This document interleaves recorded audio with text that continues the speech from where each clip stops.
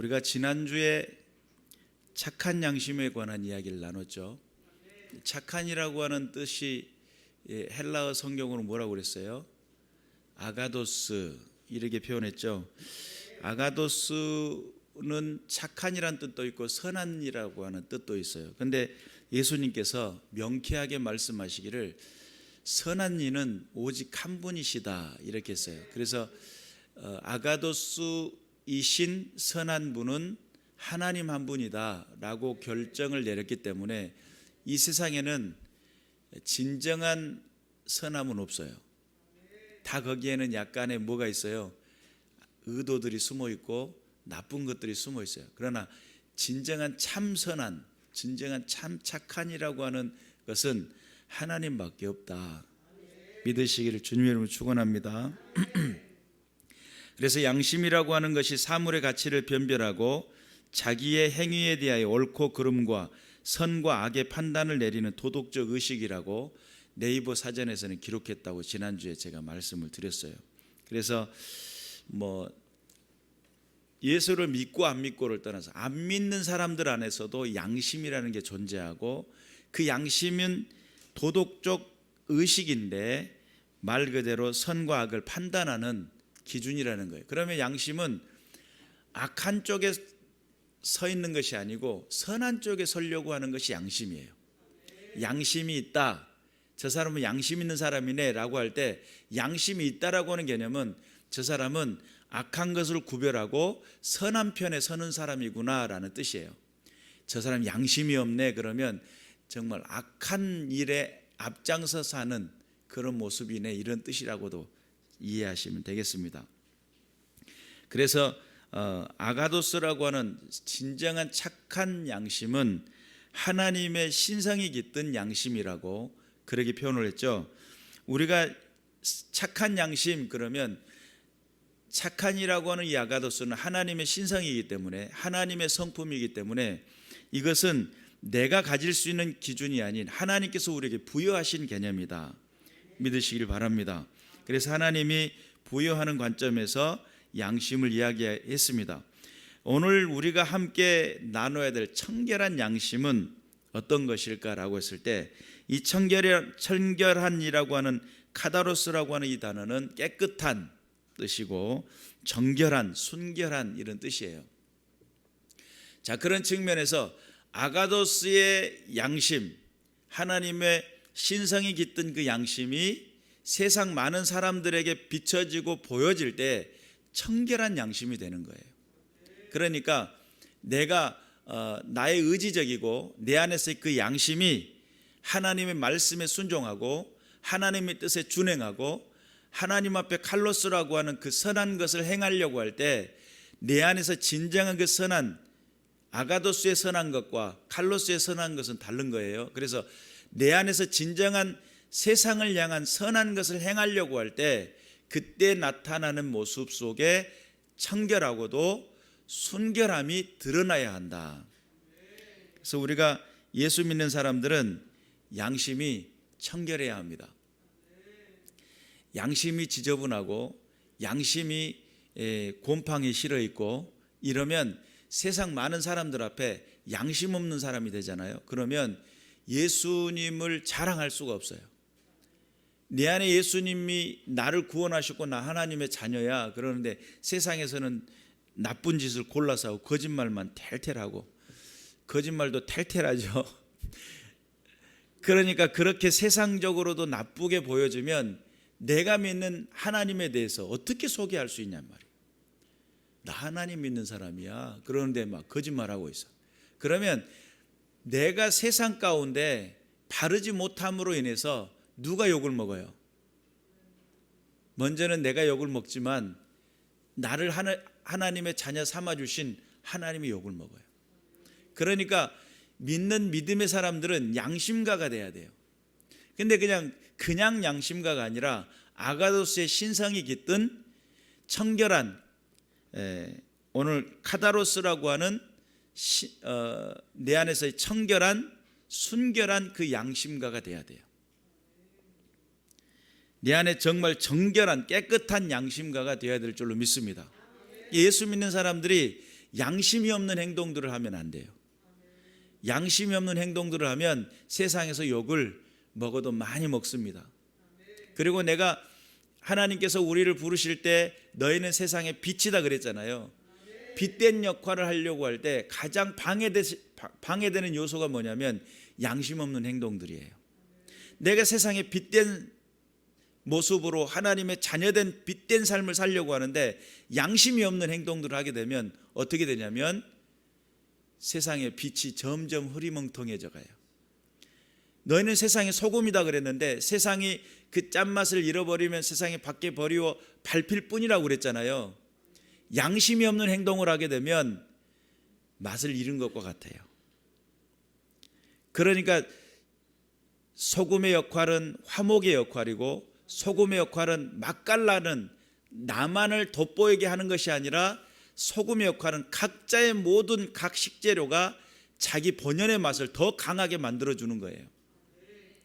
그렇기 때문에 그런 역할을 하는 것이 곧 소금의 역할인데 그런 역할이 할 수 있는 그 근본적인 기본 베이스가 뭐냐면 양심이라는 거예요. 우리가 요리를 할 때 여러 가지 많은 양념을 넣잖아요. 어떤 사람은 간장 양념을 베이스로 해가지고 요리를 하는 사람이 있고 어떤 사람은 소금 간만 해가지고 요리를 하는 사람이 있고 어떤 사람은 간장같이 생겨가지고 굴소스 같은 걸 해가지고 두반장 같은 걸 해가지고 이 베이스라는 게 있어요. 어떤 베이스를 했느냐에 그 음식에 그 재료가 어떤 맛을 내느냐를 결정을 내거든요. 그럴 때 양심이라고 하는 것은 내가 세상 가운데 빛이 되고 또 세상의 소금이 되는 그 역할을 하는 그 근본적인 베이스가 하나님의 신성에 의한 하나님의 그 아가도스의 그 신성에 의한 깃들어 있는 그 양심의 기본 베이스가 돼야 돼요. 세상에 내가 빛이 되고 하나님의 자녀된 삶을 살아가고 성도 이름을 지켜나가려고 할 때 반드시 우리 가운데 강력하게 살아있어야 될 것이 있는데 뭐라고요? 양심이라고요. 옆 사람 쳐다보면서 참 양심이 있어 보이십니다. 양심 있다고 이야기하면서 왜 그렇게 어색한 웃음은 어떤 웃음일까요? 속으로는 양심 없는 놈 이러면서 양심의 가책을 느끼면서 주여. 자, 그래서 우리가 하나님 안에서 내가 진정한 양심이라고 하는 것이 바로 살아있다고 한다면 여러분 양심이 바로 살아있어야 성도의 역할도 이루어지는 겁니다. 양심이 살아있어야 자녀의 역할도 하나님의 자녀로서의 삶의 모습을 나타낼 수가 있어요. 그렇기 때문에 어디에 소속하고 있느냐를 보여줄 수 있는 것이 양심의 역할이에요. 마귀는 가장 무엇을 건드려서 무너뜨리기를 원할 것 같아요. 내 속에 있는 그 양심을 공격하는 거예요. 성경에 보면 양심이 화인 맞았다 이런 뜻을 이런 성경 읽어보셨죠? 양심이 화인을 맞았다라고 하는 것이 양심이 있는데 거기다가 화인이라고 하는 게 뭐냐면 불도장이에요. 불도장. 이 화로불에다 달군 쇳덩어리를 벌겋게 달고 가지고 거기다가 도장을 딱 찍는 거예요. 그러면 그 불도장을 딱 찍었을 때 어떤 도장이냐면 마귀 것 이렇게 찍어 놓은 거예요. 양심이 마귀 것 돼버리면 그 사람은 아무리 선한 일들을 하려고 해도 양심 자체가 고장이 났기 때문에 이것이 옳다고 느끼는 것을 행하는 거예요. 그러니까 우리에게 판단 기준에 가장 중요한 역할이겠죠.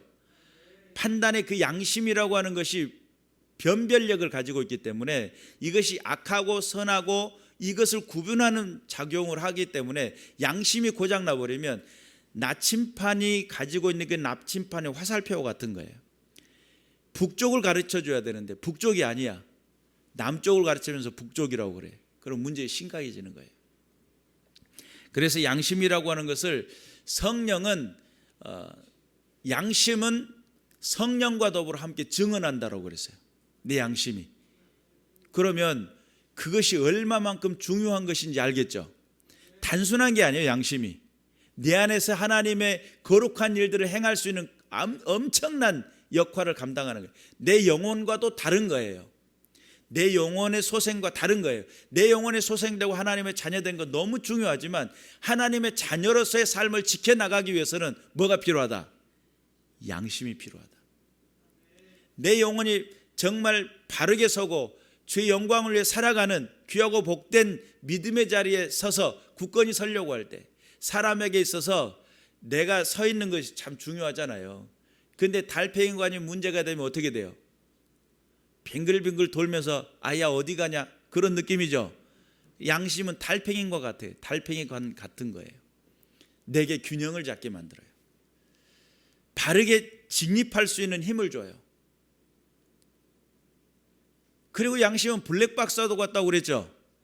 내 모든 상황에 있는 것들을 다 기록해요. 나중에 하나님 앞에 직구하는 날이 다가와요. 놀라운 일이죠. 우리가 분명히 깨달아야 될 줄로 믿습니다. 그래서 양심은 개인적으로 바른 것을 선택하거나 양심은 나를 정직하게 만들어주는 힘입니다. 또 그런데 이 양심은 공동체 안에서 질서를 만드는데 선한 질서, 하나님께서 부여하시기를 원하시는 그 질서를 만들어요.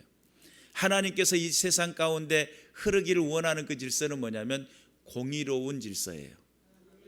공의로운 질서라는 게 공평한 질서예요. 그러니까 양심이 살아 움직이면 하나님께서 원하시는 세상이 만들어질 확률이 더 큽니다.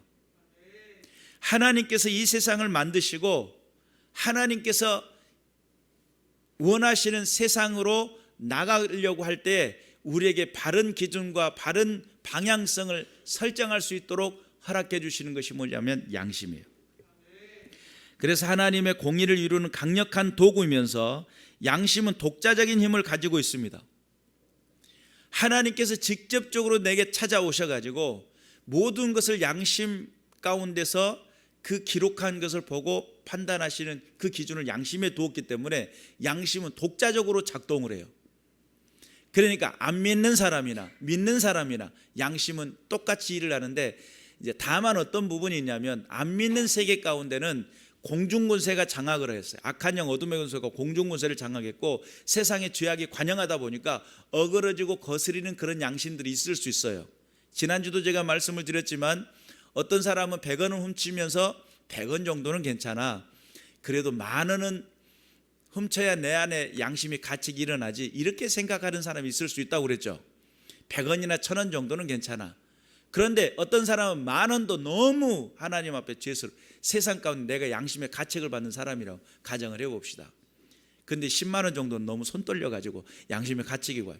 그러니까 이게 어그러지고 거스르는 세대다 보니까 내가 바른 양심의 그 기준들이 불분명해서 그렇지 양심은 일하고 있다는 거예요. 독자적으로 일하고 있어요.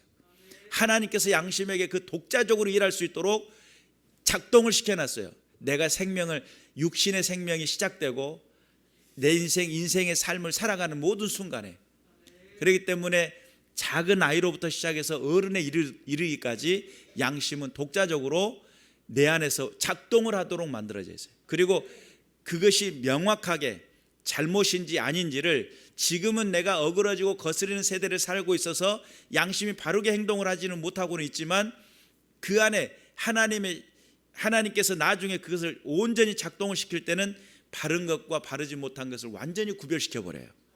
그리고 내가 직구하는 날이 다가올 것이다. 믿으시기를 주님의 이름으로 축원합니다. 그래서 양심은 하나님과 함께 일할 때가 가장 아름답습니다. 양심이 가장 하나님 창조하신 것에 부합한 모습이 뭐냐면 하나님과 더불어 성령 하나님과 더불어 일할 때 그리고 성령께서 그 양심을 세워주실 때 내 안에 거울이 있는데 10년, 20년, 30년, 40년, 50년 어떤 분은 70년, 80년 이 양심이 닦아지질 않은 거예요. 예수를 믿는다고 예배당에 찾아 나오는데 성령이 내 마음에 들어와 가지고 하나님의 거룩한 신성으로 능력으로 이 양심의 거울을 닦아줘야 되는데 양심은 거울과도 같거든요. 닦아줘 이게 먼지가 틸티 껴가지고 쳐다보고 있는데 이거 뭐 그래서 여러분 그 목욕탕에서 화장실에서 따뜻한 물로 샤워를 하기도 하면 거울이 어떻게 돼요? 뿌얘지죠. 그런 느낌처럼 양심이 뿌연 상태야. 그때 물을 찌클든지 성령의 물로 찌클든지 아니면 손으로 닦거든지 물을 뿌려서 닦거든지 닦아야 돼요. 그래야 속에 있는 뭐가 보여? 내 모습을 정확히 볼 수 있어요. 양심이 정확해지기 시작하면 내 모습이 정확하게 보여져요. 그리고 또한 하나님의 뜻이 정확하게 보여져요. 여러분 안에 진정한 그 양심이 살아 움직이는 믿음의 군사들 되시기를 주님의 이름으로 축원합니다. 순기능적인 복음이 작용을 하면서 양심은 회복되게 되어 있습니다. 내가 예수를 믿기로 작정하고 성령님이 내 안에 내주하시면 성령께서 일하시는 것이 있어요. 뭘 일하냐면 내 마음과 내 양심을 청결하게 만들어요. 대부분 우리가 이제 양심을 청결하게 하는 부분들은 잘 못 듣는 경우가 있어요. 성경에 그렇게 많이 기록되어 있지 않기 때문에 그래요. 그런데 마음은 깨끗해진다라는 것을 자꾸 들어서 알았어요. 그런데 마음과 양심의 그 부분들을 하나님께서는 깨끗하게 하신다. 디도서 1장 15절에서부터 16절 말씀 제가 읽어드릴게요. 깨끗한 자들에게는 모든 것이 깨끗하나 더럽고 믿지 아니하는 자들에게는 아무것도 깨끗한 것이 없고 오직 그들의 마음과 양심이 더러운지라. 그 마음과 양심이라는 개념은 각각 다른 거예요.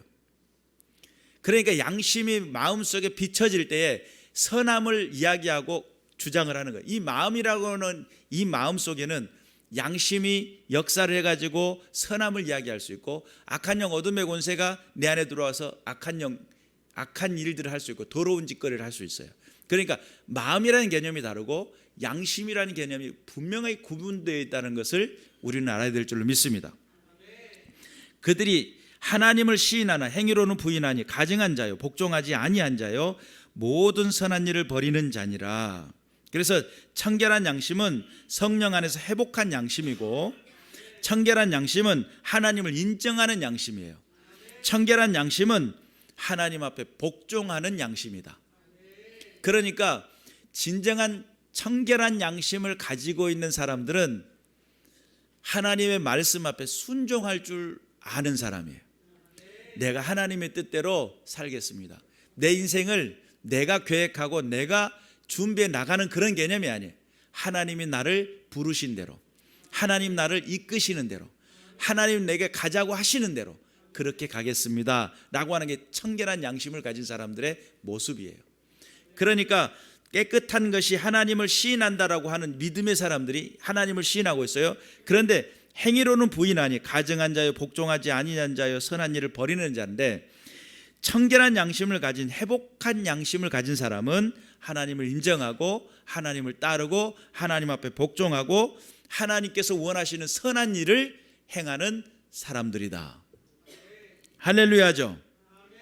그래서 우리가 하나님의 말씀 앞에 더욱더 든든히 서야 될 이유가 있습니다. 히브리서 9장 9절에 보니까 9장 9절에 보니까 이 장막은 현재까지 비우니 이에 따라 드리는 예물과 제사는 섬기는 자들을 그 양심상 온전하게 할 수 없나니. 이건 무엇을 말하냐면 율법을 말해요. 구약에서는 끊임없이 양을 드리고 소를 드리고 해가지고 제사를 드렸단 말이에요. 그런데 이것은 예물과 제사는 섬기는 자의 그 양심상 온전하게 되는 게 아니에요. 내가 제사를 드렸는데 제사장이 그래요. 내 머리에다 안수를, 야 너는 네 죄가 사해졌다. 죄가 사해졌다는 거예요. 근데 내 안에는 뭐가 남아있어요? 죄책감이 남아있어.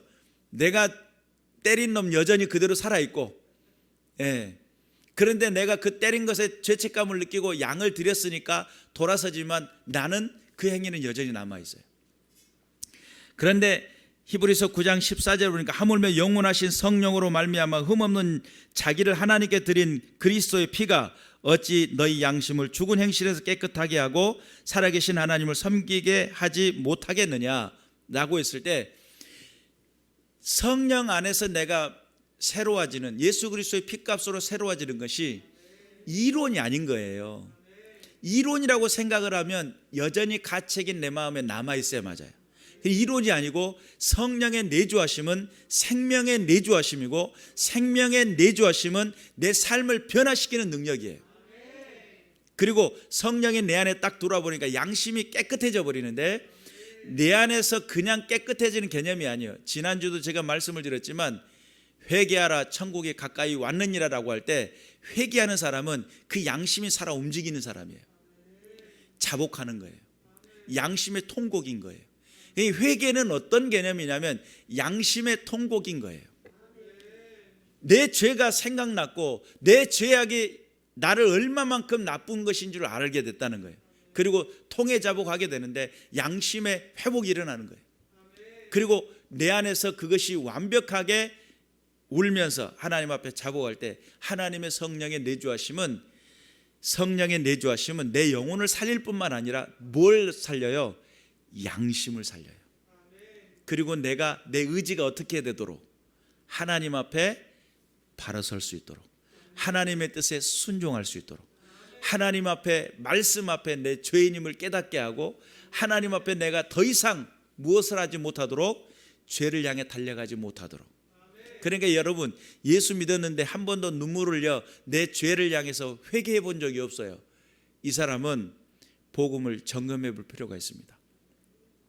내가 하나님 앞에 내 죄가 깨달아지고 하나님의 말씀 앞에 바로 섰는지를 돌아보려고 할 때 양심이 내 안에서 일하게 돼요. 성령이 내 양심을 터치를 하는데 터치하는 순간 뭐가 살아나냐면 아가도스의 신성의 그 양심이 살아나 움직이고 내 안에서 그 양심의 청결한 카다로스라고 하는 그 양심의 청결하고 깨끗한 그 양심이 내 안에서 일하게 될 때 내 안에 순결해지는 깨끗한 역사들이 일어나게 돼요. 그 깨끗해지는 역사는 하나님 안에 살게 만드는 능력이다. 믿으시기를 주님의 이름으로 축원합니다. 그리고 여러분 이 청결한 양심이 살아나잖아요. 하나님을 섬기게 만듭니다. 내 양심이 죽어있는 사람은 하나님을 섬기는 것을 등한시해요. 하나님께 나가는 걸 등한시하고 하나님 앞에서의 바른 삶이라고 하는 그 기준에 자꾸 벗어나요. 그런데 청결한 양심, 카다로스라고 하는 이 양심이 살아나잖아요. 그러면 내 안에 그 살아난 그 양심은 무엇을 하게 만드냐면 하나님을 섬기게 만드는, 하나님께 가까이 나가게 만드는 힘을 가지고 있어요. 그러니까 철가루가 자석만 보면 바짝 서죠. 자석이 지나가면 바닥에다가 자석을 계속했더니 거기에서 철가루라고 생긴 것들은 다 같이 소름 돋는 것처럼 바짝 서잖아요. 자석이 지나가는 곳마다 철가루는 왔다 갔다 하면서 따라다녀요. 왜냐하면 자석에 반응한 철가루이기 때문에 그래요. 철가루는 자석에 반응하도록 돼 있어요. 하나님의 성령 그 신성, 아가도스의 그 신성은 성령의 임재는 뭘 하게 만드냐면 내 양심은 무엇을 하게 만드냐면 성령에 반응하도록 만들어 있어요. 성령의 내주하심은 내 양심이 살아 움직이게 만들어요. 이거 죄지. 이거 하면 하나님이 싫어하시지. 나를 위해 십자가에 죽기까지 나를 사랑하셨는데 그 사랑에 가슴에 비수를 찌르는 것이지. 이걸 깨닫게 만들어줘요. 내 양심은 성령의 임재에 반응하게 돼 있어요. 그러니 자연스럽게 하나님을 섬기게 되겠죠. 하나님 앞에 예배자가 되게 하겠죠. 그 예배에 등한시하는 이유는 그 양심이 성령의 내주하심에 반응을 아직 못하고 있기 때문에 그래요. 하나님 앞에 온전하게 깨어 있어서 주님의 영광을 드러내는 믿음의 군사들 되시길 바랍니다. 예수 그리스도의 십자가의 피는 깨끗하게 합니다. 영혼만 소생시키는 것이 아니라 내 양심까지도 만져버려요. 그리고 내 마음까지 만져버려요. 그리고 내가 뭐가 되도록? 성전이 되도록, 하나님의 성전이 되도록. 그러니까 나라고 하는 주장된 모든 것들이 온전히 하나님의 자녀가 되고 하나님의 백성이 되는 중요한 하나의 테두리를 만드는 그 비결이 뭐냐면 결국 내 안에 성령의 임재를 통해 마음이 청결해지고 양심이 깨끗해지고 이런 작용들이 일어나는 거예요.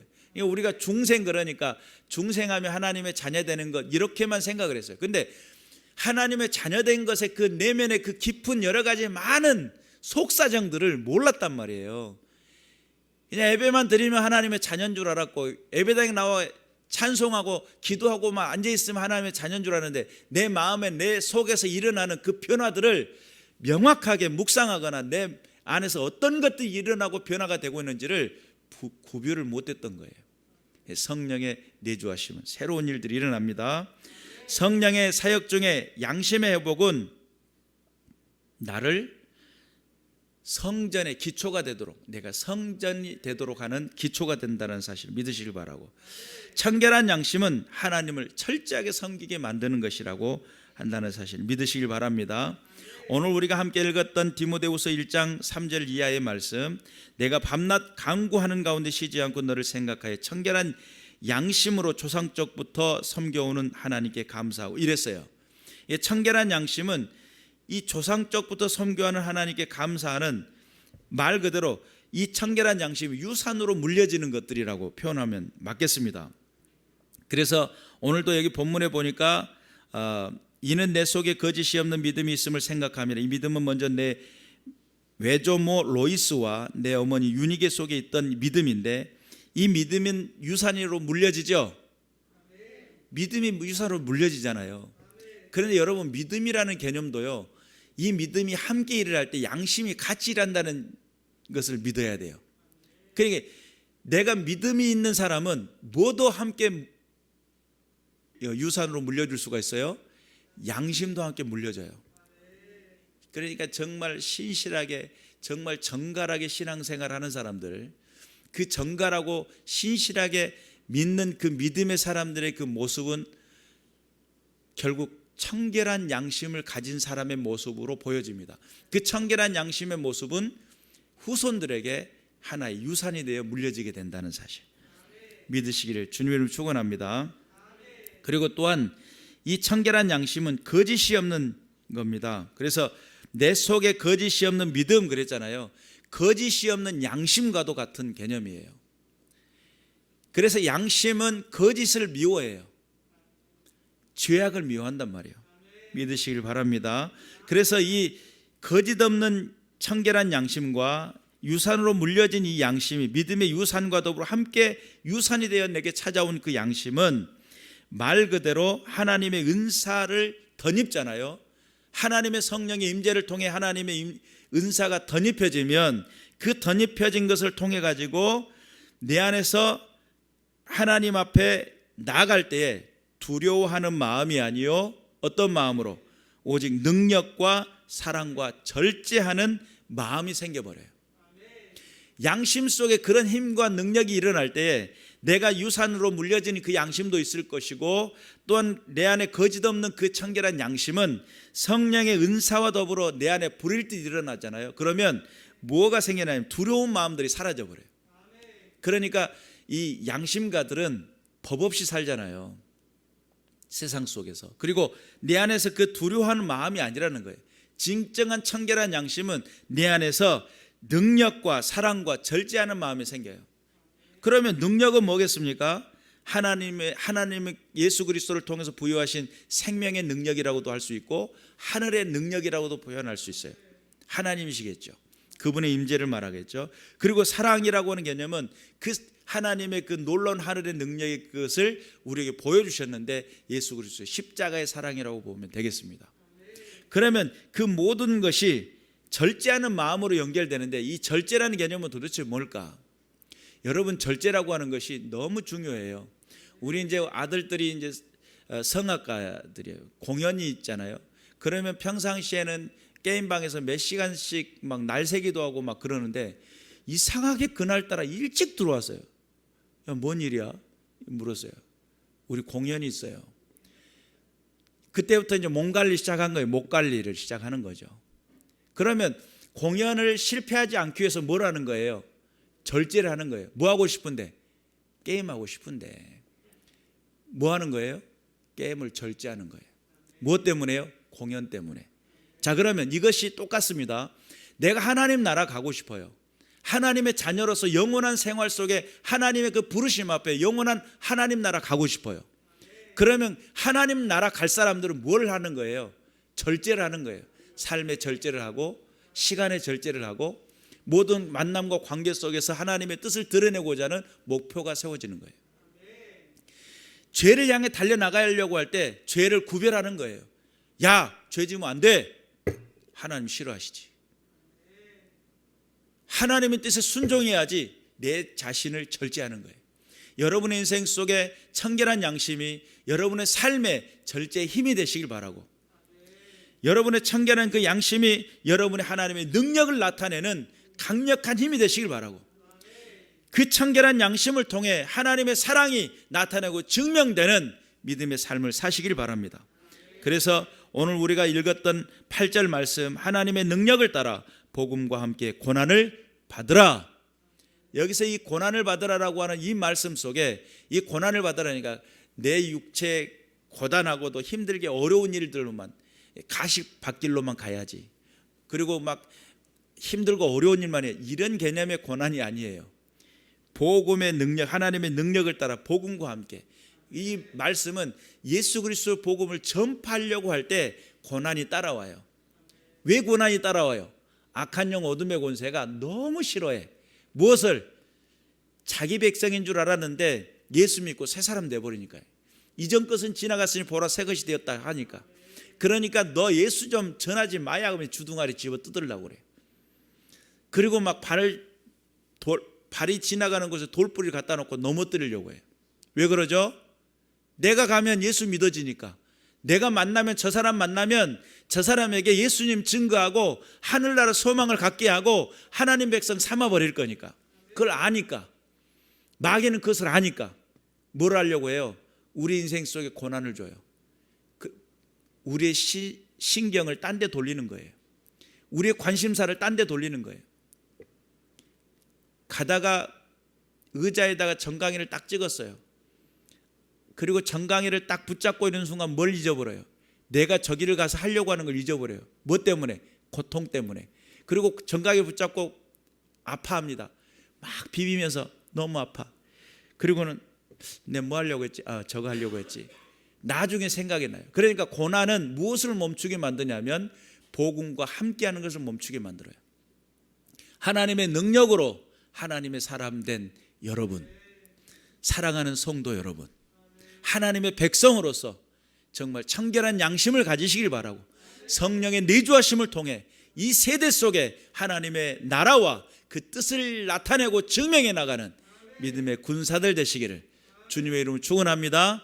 복음과 함께 고난을 받을 줄 아는, 하나님의 말씀의 복음을 증거하며 어려움들이 다가올지라도 예수 그리스도의 복음으로 든든히 서시길 바라고, 어지러워져가는 이 세대 속에 하나님 살아계심을 나타내는 믿음의 군사들 되시기를 주님의 이름으로 축원합니다. 기도하겠습니다.